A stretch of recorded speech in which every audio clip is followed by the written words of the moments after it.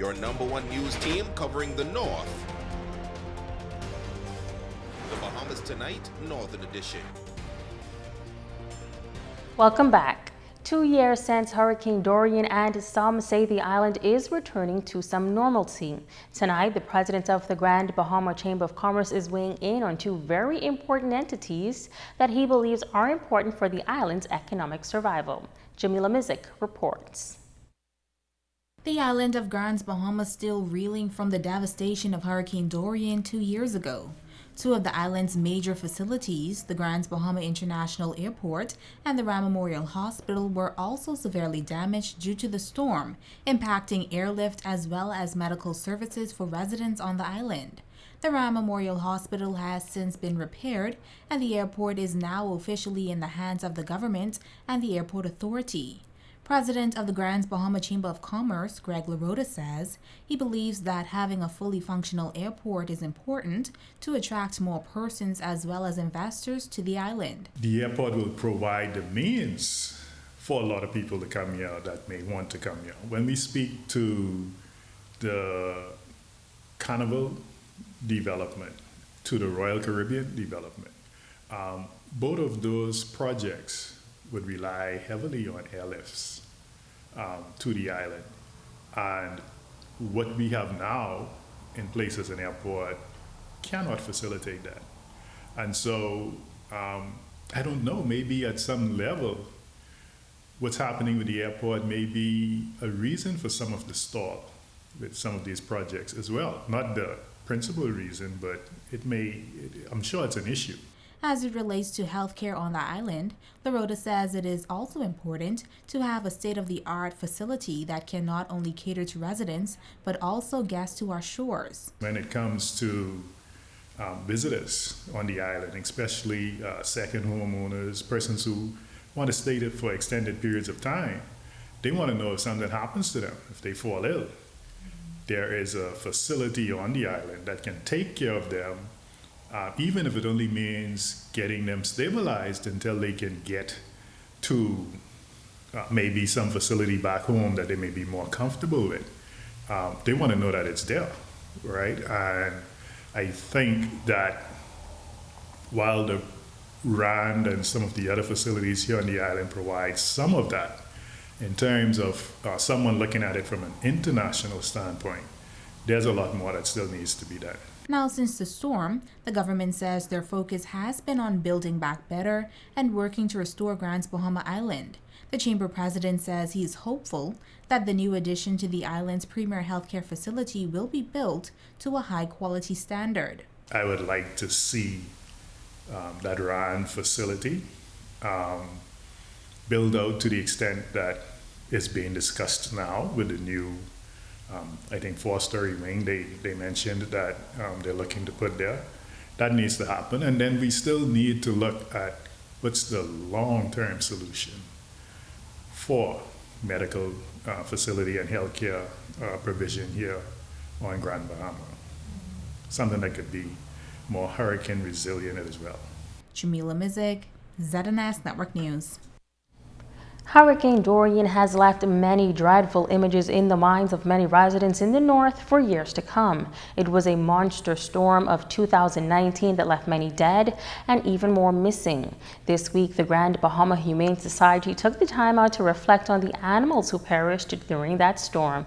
Here is Jamila Mizik. It is a day that will forever be remembered, as dangerous Hurricane Dorian not only claimed the lives of residents in Grand Bahama and Abaco, but animals were also the victims of the storm's destruction.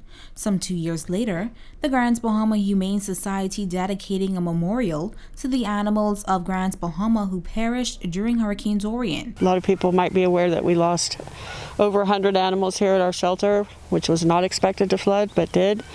And animals were lost all over the island, especially out east and the bridge area.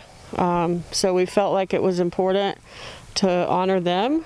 The human-animal bond is a strong one, and you know, the storm took a lot. It took human lives, it took animal lives, it took homes, you know, and I just felt like, you know, we should do something to to honor those lives that were lost as well. Executive Director Elizabeth Tip Burrows explaining the significance of the memorial. The stone was donated, and this stone is actually from just offshore Grand Bahama. It was brought up from a depth of I don't know how many feet, but it's I think hundreds of thousands at least, or if not millions of years old, so it felt appropriate to have something so resilient as a memorial marker. We didn't want to just have your, typical statue kind of monument type thing. We wanted to kind of personalize it and make it, feel kind of more heartfelt, I guess. And then the sign was painted by a supporter of ours.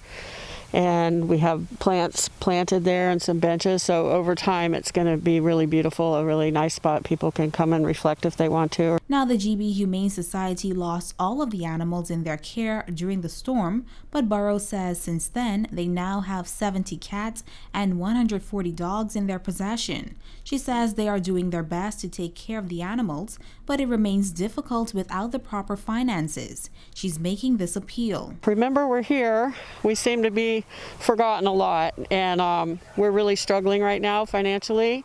Not sure how we're going to keep our doors open, to be honest with you. So we just need people to realize that the work we do here is important.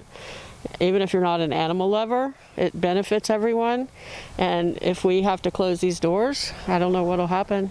So it's we can't function without money. Jamila Mizik, ZNS Network News.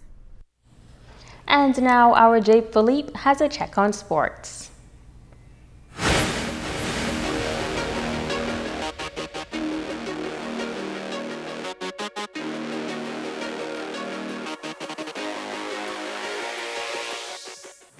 Good evening, I'm Jay Philippe and welcome to Sports. There's been a pause in local sports, but that has not stopped athletes and fitness enthusiasts from staying in shape. In fact, there's a new facility for those athletes and enthusiasts that want to stay in tip-top shape, Coach K. It's the newest fitness facility on the island. Owner and founder Coach K says it's been in the making for some time now. Basically, it's a new facility here in Freeport, fully equipped where you got the CrossFit and your weight training, so it's definitely something new to the island. Most gyms usually just focus on one area, but we have that blend of that CrossFit and your weight training. With brand new equipment, the fitness center has it all. We have cables, we have the squat rack, we have benches, incline, decline, flat. We have pull-up machines. We're getting in our 3D Smith machine that isn't in this yet. We have the turf, we have sleds, we have tires, ropes, full 9 yards. It's been a journey for the former college athlete. It started with getting herself in shape and now helping others to live a healthy lifestyle. But Coach K says a lot of work has went into what she says is a state-of-the-art facility, and the best is yet to come. This is just the first. I definitely want to make this a chain thing. This is just the first gym. I'm proud to say that we finally get here. It's been a long time, especially dealing with pandemic, Dorian, and all types of setbacks. But God saw it so that they still come full force. So we're here now, and it's just the beginning. I can guarantee you that. Now also in sports, Jonquel Jones has been on a spree lately in the WNBA. She was named Eastern Conference Player of the Week once again. This is her 4th time this season and 11th time in her career Jones has received the honor. And finally in sports, it's that time of the year again. The NFL season officially kicks off September 9th with a matchup between the Dallas Cowboys and the reigning Super Bowl champions, the Tampa Bay Buccaneers. Now on Sunday, Grand Bayman Michael Strawn is expected to make his NFL debut for the Indianapolis Colts, who are scheduled to take on the Seattle Seahawks at 1 p.m. Eastern Time. And that's all I have for you in sports. I'm Jay Philippe. Be great.